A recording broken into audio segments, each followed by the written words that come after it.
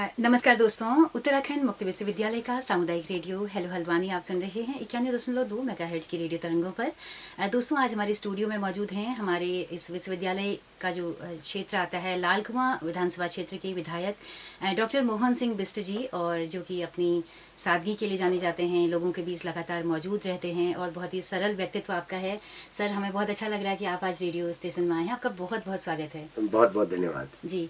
Sir, आपके पूरे क्षेत्र को हम लोग जानना चाहते हैं कि कितना बड़ा एरिया है, कितनी आबादी है, युवाओं की संख्या वहाँ पर कितनी है, रोजगार की स्थिति क्या है, थोड़ा इसको आप हमें चाहें कि सरसरी बताएं। जी धन्यवाद। वैसे तो मेरे क्षेत्र जिसे कहना चाहिए कि लगभग 70% एग्रीकल्चर एरिया है और ग्रामीण क्षेत्र है जहाँ पर कृषि और पशुपालन मुख्य व्यवसाय है। लेकिन उसके बाद भी जो आज के गांव तेजी से जो है विकसित हो रहे हैं और वहाँ पर शहरीकरण हो रहा है, तो ये मेरी विधानसभा में भी लगातार चल रहा है। और रोजगार के लिए अगर हम देखें तो यहाँ पर इंडस्ट्रीज से लेके और जो अन्य ये विश्वविद्यालय भी हमारे क्षेत्र के लोगों को रोजगार देने में एक बड़ी भूमिका निभा रहा है। और लगातार इस विद्यालय का कंट्रीब्यूशन है, यहाँ से बच्चे पढ़ रहे हैं और यहाँ से रोजगार में लग रहे हैं। और इसके अलावा विभिन्न जो हमारे प्रतिष्ठान हैं, सरकार के जो विभाग हैं, उन सब में भी अभी हमारी सरकार ने इन 4 वर्षों के कार्यकाल में लगभग 30,000 से ज़्यादा लोगों को सरकारी नौकरी देने का काम किया है। और मुझे बताते बड़ी खुशी हुई है कि मेरी विधानसभा से भी इसमें जो है 20-25 बच्चे हैं जिन्होंने सरकार की विभिन्न प्रतियोगी परीक्षाओं में जो है अपना जो है स्थान बनाकर सरकारी नौकरी पाई है। इसके अलावा क्योंकि कृषि प्रधान क्षेत्र है, पशुपालन और कृषि मेरे विधानसभा क्षेत्र का मुख्य जो है व्यवसाय है। और इसके अलावा जो गौला नदी है यहाँ पर और नंदौर नदी है, उससे बड़ी संख्या में लोग जुड़े हुए हैं जो गाड़ियों अपनी ट्रकों के माध्यम से, डंपरों के माध्यम से और गौला नदी में मानव श्रम करके जो है बड़ी संख्या में रोजगार ये नदियाँ भी हमारे क्षेत्र में उपलब्ध कराती हैं। तो मेरे क्षेत्र में आप देखेंगे कि शिक्षा को लेकर एक हल्दूचौड़ में राजकीय महाविद्यालय की स्थापना कुछ वर्ष पहले हुई थी और हमारी सरकार ने उसमें एक नई बीएड फैकल्टी की का निर्माण किया है। अन्य नए कक्षों का निर्माण हुआ है। विश्वविद्यालय की उस विद्यालय के महाविद्यालय की नए भवन का निर्माण हो चुका है और उस विद्यालय में भी छात्रों की संख्या लगातार बढ़ रही है। नए विषय वहाँ पर खोले जा रहे हैं। इसके अलावा जो स्वास्थ्य के क्षेत्र में अगर हम कहें तो एक नए अस्पताल का हमने विगत 2024 में नए अस्पताल का एक 30 बेड के हल्दूचौड़ में हमने उसका शुभारंभ किया है। और आज एक इमरजेंसी फैसिलिटी जो किच्छा से लेकर हल्द्वानी के बीच में कहीं पर नहीं थी, वो आज वहाँ पर 24 आवर एक इमरजेंसी फैसिलिटी वहाँ पर हुई है। और एक नया अस्पताल 200 बेड का हमारा मोती नगर में बन रहा है। बहुत जल्दी उसको भी हम लोग प्रारंभ करने वाले हैं। शहर के दबाव को आपने कम करने का, बहुत हद तक हमने, क्योंकि मैं देखता था, मैं चूंकि लंबे समय से लोगों के साथ उनके सुख दुख में जुड़ा हूँ, तो मैं देखता था कि 3 बजे तक 2:30 बजे तक लोग सुशीला तिवारी अस्पताल में, बेस हॉस्पिटल में लाइन में खड़े रहते थे और बिना दिखाए वापस आते थे। तो आज उन लोगों को एक बड़ा जो है फायदा वहाँ पे हुआ है। और हल्दूचौड़ जैसे ग्रामीण क्षेत्र में 500 लोगों की रोजाना ओपीडी हो रही है, तो एक बहुत बड़ा अचीवमेंट हम लोगों के लिए है और लोगों को उनके घर के पास सुविधा मिली है। इसके अलावा युवाओं की शिक्षा की अगर बात करें तो युवा खेतीबाड़ी को प्राथमिकता दे रहे हैं कि ऐसा भी है? कई बार ये जो डंपर वाला जो बिजनेस है इसमें भी बच्चे जाते हैं। कई बार शहरों के आसपास का जो क्षेत्र होता है वहाँ के बच्चे बहुत ज़्यादा पढ़ नहीं पाते हैं, एक थोड़ा अलग तरह का माहौल वहाँ पे हो जाता है। तो आपके इलाके की स्थिति क्या है? क्या ये जो फैक्ट्रियाँ हैं, सेंचुरी मिल है, सिटकुल है, यहाँ पे क्या सम्मानजनक रोजगार पा रहे हैं? क्या वो कौशल वो हासिल कर पा रहे हैं या अकुशल श्रमिक एक तरह से बने हैं? देखिए, इसमें मैंने विधानसभा सत्र के दौरान भी और अन्य समय भी जब भी बैठकें हुई, मैंने प्रत्येक प्लेटफॉर्म पर इस बात को कहा कि जो यहाँ पर हमारे उद्योग हैं उसमें जो अन्य प्रदेशों की तरह यहाँ पर भी स्थानीय लोगों को 70% रोजगार मिलना चाहिए। 70% स्थानीय लोगों को ही हर उद्योग में रखा जाना चाहिए। इसको मैंने विधानसभा सत्र से लेकर अलग अलग प्लेटफॉर्म पर, अलग अलग मीटिंग्स पर इस बात को कहा है और उसका असर भी आज दिखाई दे रहा है। पहले जो लोग, जैसा भी आपने कहा कि अकुशल श्रमिकों को ही केवल लेते, लेकिन आज हम देख रहे हैं कि मैनेजमेंट में भी, अन्य जगहों पर भी हमारे यहाँ के बच्चे जो इस तरह के पढ़े लिखे हैं वो कई उद्योगों में अपनी जगह बना रहे हैं। मगर उसके बावजूद भी अभी भी काफ़ी कुछ जो है स्थानीय स्तर पर करने की आवश्यकता है। इन उद्योगों में और अधिक लोगों को, स्थानीय लोगों को समायोजित करने की आवश्यकता है। दूसरा जो आपने बात कही कि यहाँ पर जो ग्रामीण शहर के आसपास के जो क्षेत्र होते हैं, मैं ऐसा मानता हूँ कि अगर सरकार के पास करने के का विजन हो, उनके स्थानीय प्रतिनिधि के पास करने का विजन, अभी आप देखिए हमारे मैं अपने अगर केवल अपनी विधानसभा क्षेत्र की बात करूं तो हमारे वहाँ 3 विद्यालय विगत वर्ष पीएम श्री हुए थे इंटर कॉलेज, और इस बार लालको वाला भी हमारा हो गया। तो हमने लगातार उसके लिए परस्यू किया, और सरकारी जो हमारे इंटर कॉलेजेज हैं, स्कूल्स हैं, उनमें भी जो है शिक्षा की व्यवस्था सुधरने से, गुणवत्ता सुधरने से बड़ी संख्या में लोग जो प्राइवेट स्कूल में जाते थे वो बड़ी संख्या में जो है गवर्नमेंट स्कूल को स्विच कर रहे हैं। तो एक माहौल बन रहा है, एकेडमिक माहौल बन रहा है, ग्रामीण क्षेत्रों में बन रहा है। और हम लोग भी इसके लिए लगातार प्रयास करते हैं, समय समय पर काउंसलिंग करके और अन्य तरीकों से जो है, जो हमारे गवर्नमेंट स्कूल हैं उनके प्रिंसिपल्स को, उनके टीचर्स को ग्रामीण क्षेत्रों में भेजकर उनको, लोगों को कन्विंस करने के लिए कि आप लोग अपने बच्चों को यहाँ पर भेजिए। इसके लिए हम लोग लगातार प्रयास कर रहे हैं। तो निश्चित रूप से एक सकारात्मक परिवर्तन आज दिखाई दे रहा है, और हमें उम्मीद है कि आगे चलकर स्थितियाँ और अच्छी होंगी। जी जी सर, विश्वविद्यालय से आप क्या उम्मीदें करते हैं? उत्तराखंड मुक्त विश्वविद्यालय सबसे पड़ोस का है आपके क्षेत्र के, तो क्या अपेक्षाएं हैं आपकी इससे? देखिए, हमारी जितनी अपेक्षाएं हैं उससे कहीं अधिक विश्वविद्यालय कर रहा है, मुझे बताते हुए बड़ी खुशी होती है। और वर्तमान कुलपति महोदय ने जब से कार्य, अभी उनको वर्ष पर भी पूरा नहीं हुआ है, तो उस दरमियान भी मेरा आज 5वीं 6ठी बार इस विद्यालय में आना हुआ है, उनके आने के इन 7-8 महीनों के दौरान। तो मैं देख रहा हूँ कि एक अच्छा शैक्षिक वातावरण, सड़कों की खराब स्थिति वो ठीक हो रही है। अन्य जो पढ़ाई का माहौल था, जो एक एकेडमी इंस्टीट्यूट का जो एटमॉस्फेयर, वो उसमें सुधार हो रहा है। तो लगातार सुधार हो रहा है, और मुझे लगता है कि भविष्य में भी हमारे बच्चे यहाँ पर हम तो आजकल बड़ी दिक्कत हमारे साथ ये है कि हल्द्वानी में एक कॉलेज है हमारे पास, वहाँ पर एडमिशन की बहुत दिक्कत रहती है।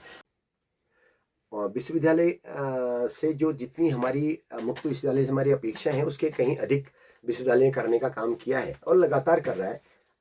हमारे वर्तमान कुलपति जी ने जब से कार्यभार संभाला है, तो उनके नेतृत्व में विश्वविद्यालय लगातार प्रगति की ओर को अग्रसर है। तो मैं तो शुभकामनाएं देना चाहता हूं, और सरकार भी हमारी पूरे जो है पूरा सहयोग विश्वविद्यालय को कर रही है। और चूंकि गवर्नमेंट कॉलेजेज में सीट्स बहुत लिमिटेड होने की वजह से जो हमारे यहाँ पर कॉलेजेज हैं उनमें बच्चों को जो है एडमिशन नहीं मिल पाता। तो मैं तो ऐसे बच्चों को मैं बोलता भी हूँ, मैं उनको जो है इंस्पायर भी करता हूँ, कि उनको प्रेरित करता हूँ कि वो जाएं, ओपन यूनिवर्सिटी में एडमिशन लें और अपना करियर बनाएं, जो इसके लिए, जिसके लिए कि एक बहुत व्यापक यहाँ पर हर कोर्स उपलब्ध है। तो हमारी जो उम्मीद है विश्वविद्यालय से है कि ये और आगे बढ़े और तरक्की करे, और हमारे स्थानीय लोगों को यहाँ पर जो है अधिक से अधिक बच्चे हमारे यहाँ पर आएँ और यहाँ पर से जो है अपना भविष्य बनाए। जी सर, आप डॉक्टरेट हैं, आपने किस विषय में पीएचडी किया है? मैंने इतिहास विषय में जो है डॉक्टरेट किया हुआ है कुमाऊं विश्वविद्यालय नैनीताल से, और 2002 में मेरी पीएचडी अवार्ड हुई थी। तो लेकिन चूंकि मैं ग्रामीण क्षेत्र में रहने वाला था और मेरे पिताजी पहले से ही पशुपालन से जुड़े हुए थे, तो मेरा जो उसमें जिस पे मैंने किया है वो मैंने ग्रामीण परिवेश में पशुपालन पे ही किया हुआ है। और जो मेरा टॉपिक था वो white revolution in Kumaon and contribution of Lalkuan dairy, तो श्वेत क्रांति पे, कुमाऊं की श्वेत क्रांति पे मेरा जो है डॉक्टरेट का काम है। तो मेरे ये सब इधर आसपास के खत्ते, जंगल मेरे सारे देखे हुए हैं, उन जगहों में जाके मैंने काम किया हुआ है। और चूंकि जब ये लालकुआ डेयरी की स्थापना हुई, तो हमारे पिताजी लोगों ने इसकी स्थापना की थी उस समय। तो आज वहाँ पर काफ़ी बड़ी संख्या में हमारे क्षेत्र के किसानों का जो है उस समय, तो आज तो जो है दूध को सब जगह डिमांड है, लेकिन उसमें दूध की डिमांड ही नहीं हुआ करती थी। तो उस समय में लालकुआ डेयरी ने इन खत्तों से, इन उन दूरस्थ इलाकों से जहाँ जाना मुश्किल था, बरसात के दिनों में तो जा ही नहीं सकते थे, तो उन जगहों पर जो है लोगों का दूध लेकर ये डेयरी की स्थापना हुई थी, हम लोगों ने किया, और उनके दूध का उस समय सदुपयोग किया, उनको दूध का मूल्य मिला, इस डेयरी ने वो काम किया है। तो मुझे खुशी है कि मैं इससे जुड़ा हूँ, और इसी से मैंने अपनी शुरुआत की, और उसी से मैंने डॉक्टरेट भी किया, और आज भी उस क्षेत्र से जुड़ा हुआ हूँ। तो ये मेरा सौभाग्य। और जो मेरी विधानसभा का बिंदु खत्ता क्षेत्र है, वो तो दुग्ध उत्पादन के लिए नंबर 1 है पूरे जिले में। और आज भी लालकुआ दुग्ध संघ में आने वाला सर्वाधिक दूध जो है वो बिंदु खत्ता क्षेत्र से आता है। तो उस बिंदु खत्ता क्षेत्र में भी लगातार हम लोगों ने विकास के कार्य किए हैं। आज वहाँ पर पशुपालन और खेतीबाड़ी के साथ साथ अन्य व्यवसाय भी लोग कर रहे हैं, और बड़ी संख्या में बच्चे वहाँ पर रोजगार की ओर को, सिडकुल की ओर को जाते हैं, अन्य स्थानों को जाते हैं, यहाँ ओपन यूनिवर्सिटी में आते हैं। तो उस क्षेत्र के लिए भी, क्योंकि वहाँ पर अभी वो क्षेत्र रेवेन्यू नहीं है, तो उसको रेवेन्यू करने के लिए हमारी सरकार प्रयास कर रही है और हम लोग काफ़ी हद तक उसमें आगे बढ़े हैं। हमें उम्मीद है कि बहुत जल्दी हम लोग बिंदु खत्ता को भी राजस्व गाँव करवाएंगे। इसके अलावा मेरी विधानसभा क्षेत्र में हम लोग अगर आप देखें तो पेयजल के क्षेत्र में हमारे वहाँ बहुत ज़्यादा काम हुआ है। माननीय प्रधानमंत्री जी की जो एक महत्वाकांक्षी योजना थी, हर घर को नल से जल, तो जल जीवन मिशन के अंतर्गत मेरी विधानसभा क्षेत्र में अगर आप देखें तो लगभग 80 करोड़ रुपए के काम इस समय कुछ कंप्लीट हो गए और कुछ अभी गतिमान है। 80 करोड़ के काम मेरे केवल उसमें हुए हैं। इसके अलावा लालकुआं नगर के लिए लगभग 22 करोड़ की 2 योजनाएं हमारी चल रही हैं। 10.5 करोड़ की योजना लालकुआं नगर के लिए और जो है 11 करोड़ की योजना, 11.5 करोड़ की योजना जो है लाइन पार बंगाली कॉलोनी हाथीखाना क्षेत्र के लिए चल रही है। तो पेयजल में लगभग 100 करोड़ का काम मेरे वहाँ हो रहा है। और इसके अलावा जो है जमरानी नहर का बहुत बड़ा काम जो लंबे समय से अटका हुआ था, आज उस नहर का काम हमारे वहाँ हो रहा है। हम लोगों ने भाबरी क्षेत्र है, यहाँ के लोग पीने के पानी के लिए, सिंचाई के पानी के लिए नलकूप पर निर्भर है। तो नलकूपों में दिक्कत क्या आती थी कि ये गर्मी के समय में लो वोल्टेज से नहीं चल पाते, बार बार ट्यूबवेल की मोटर फूक जाती थी। हमने एक साथ 105 ट्यूबवेलों में 111 करोड़ रुपए की लागत से नलकूपों में स्टेबलाइजर लगाने का काम हम लोगों ने किया है। ये हाईवे लंबे समय से बंद पड़ा हुआ था। इस हाईवे को हमने, आज देख रहे होंगे आप लोग कि इतना सुंदर हाईवे लालकुआं से तक बना हुआ है, जिसमें ये काम हमारी सरकार में हुआ है। गोलापार क्षेत्र में अगर आप देखेंगे तो बरसात के दिनों में गोलापार और चुरगले का संपर्क कट जाता था, तो हमारी सरकार ने वहाँ पर शेर नाले का निर्माण शुरू कर दिया है और सूर्या नाले का निर्माण जल्दी शुरू होने वाला है। गोलापार के नकैल में जो है वहाँ पर बरसात के दिनों में लोग जा नहीं पाते थे, वहाँ पर हमने पुल बनाया है। बीजेपुर गांव में हम लोग पुल बनाने की कार्रवाई हमारी लगातार गतिमान है। बिंदु खत्ता के श्रीलंका में हम लोग, क्योंकि उन ग्रामीण क्षेत्रों में भी जहाँ पर अभी भी लोग मूलभूत सुविधाओं से वंचित हैं और बरसात के दिनों में अन्य समय में जिनका देश दुनिया से संपर्क कट जाता है, उन स्थानों को भी जोड़ने का हमने प्रयास किया है। तो लगातार हमारी सरकार इस तरह के जो गोवंश जो हमारा आजकल काफ़ी बड़ी मात्रा में हमको सड़कों पर, खेतों में दिखाई देता है, इसके संरक्षण के लिए हमारी सरकार ने उनको जो है दिए जाने वाले प्रतिदिन का जो गोवंश के एक दिन का खुराक था उसको बढ़ा के हमारी सरकार ने 80 रुपये किया है। और नई गौशालाओं का निर्माण करके लगभग अभी तक हमने 2000 जानवरों को हल्दूचौड़ की गौशालाओं में जो है वहाँ पर संरक्षण देने का काम किया, उनको वहाँ पर रखा है। तो लगातार सरकार काम कर रही है। सर, आप एक शिक्षित विधायक हैं और बहुत बड़ी बात होती है, कई बार राजनीति में आपका पीएचडी डिग्री ये सब गौण हो जाती होंगी या लोगों को मालूम नहीं चलता होगा कि भाई हमारे विधायक जी ने किस समय में रिसर्च की है।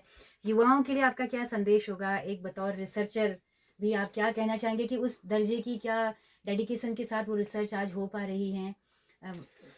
मैंने लगातार इस बात को कहा। मैं गुरुकुल कांगड़ी विश्वविद्यालय में भी एक बार गया था, मैंने वहाँ पर भी इस बात को कहा, अन्य विश्वविद्यालय में भी इस बात को कहा कि रिसर्च जो है वो रिसर्च जो है उसका आम जनमानस को लाभ मिलना चाहिए। रिसर्च वो हो जो केवल किताबों तक रह जाए, लाइब्रेरी तक न रह जाए, उसके माध्यम से आज वो चीज़ें सामने आनी चाहिए जिससे हम पहाड़ का विकास कर सकें, जिससे हम लोग अपने लोगों को रोजगार दे सकें। वो जन जीवन से जुड़े मुद्दों पर रिसर्च होनी चाहिए और उस रिसर्च का, मेरी रिसर्च का आम जनजीवन में क्या लाभ हो रहा है वो सबसे बड़ा उसका महत्व है। तो उसका लाभ लोगों को मिलना चाहिए, ये मेरा पहला कहना है। और हमने तो इस बात को हमेशा कहा भी, आज भी हम चाहते हैं, हमने तो इस बात को सदन में कहा और कई प्लेटफॉर्म पर कहा कि विधायक जो है वो केवल सड़क बनाने के लिए, इस कार्य के लिए नहीं है। विधायक को जो है अन्य कार्य भी, उसका काम पॉलिसी बनाना है। तो अगर आप जो है विधायक को जो एक जिन कामों में अभी विधायक उलझे हैं, बजाय उसके वो पॉलिसी बनाए कि कैसे हमारा एजुकेशन सिस्टम अच्छा हो, कैसे हमारा हेल्थ सिस्टम अच्छा, कैसे लोगों को अच्छी शिक्षा व्यवस्था मिले, कैसे लोगों को रोजगार मिले। तो एमएलए का काम पॉलिसी बनाना होना चाहिए, ना कि सड़क बनाना, दूसरे कार्य करना। तो ये मैंने लगातार इस बात को, विश्वविद्यालय में क्या रिसर्च हो रही है वो हमारे लिए क्या उपयोगी हो सकती है, निश्चित रूप से वो जो गैप है उसको भी फिल उसको भरने दीजिए। क्योंकि उत्तराखंड, मैं बार बार इस बात को हर प्लेटफॉर्म पे मैंने कहा है कि उत्तराखंड केवल इसलिए बनाया गया कि पहाड़ का विकास हो। पहाड़ उन दूरस्थ इलाकों तक जहाँ तक अभी जो है डेवलपमेंट नहीं हो पाया, जहाँ सड़क नहीं है, स्कूल नहीं है, अस्पताल नहीं है, जहाँ से लोग पलायन कर रहे हैं, उन जगहों के विकास की पहले आवश्यकता है। लेकिन आज भी इस 25-26 उत्तराखंड वर्ष उत्तराखंड का होने के बावजूद, उसके बावजूद भी अभी हम देख रहे हैं पहाड़ पे जितना डेवलपमेंट होना चाहिए था उतना डेवलपमेंट नहीं है। तो ये जो मेन सोच इसको बनाने की थी, पहाड़ के विकास की थी, तो उसमें अभी हमको बहुत कार्य करने की आवश्यकता है। जी, तो बहुत अच्छा लगा आपसे बातें करके और बहुत सारी आपका विज़न जान के। उम्मीद है आप लगातार यहाँ पे बने रहेंगे निश्चित। और थैंक अपने क्षेत्र का प्रतिनिधित्व करते रहेंगे, तो बहुत-बहुत शुक्रिया आपका। धन्यवाद। जी, थैंक तो यू। दोस्तों आप सबका भी बहुत-बहुत शुक्रिया इस कार्यक्रम में अंत तक हमारे साथ बने रहने के लिए। अगर बातचीत आपको पसंद आई और आप जानते ही होंगे पहले अपने विधायक जी को, लेकिन और विस्तार से आपने जाना होगा कि वो किस तरह से अपने क्षेत्र के युवाओं के लिए, कौशल विकास के लिए और रिसर्च को बहुत बड़ी बात कही कि विधायक का काम केवल सड़क और ये सब बनाना ही नहीं है, पॉलिसी बनाना है, जहाँ से आगे की दिशा तय होती है। तो हमारे इस रेडियो को सुनने के लिए अपने ऐप पर, मोबाइल पर आप प्ले स्टोर पे जाके हेलो हल्द्वानी को इंस्टॉल कर सकते हैं। देश दुनिया में कहीं भी इस रेडियो को सुन सकते हैं। तो विधायक मोहन सिंह बिष्ट जी के साथ में अपनी रेडियो द घड़ी सुनीता भास्कर को दीजिए इजाजत। नमस्कार।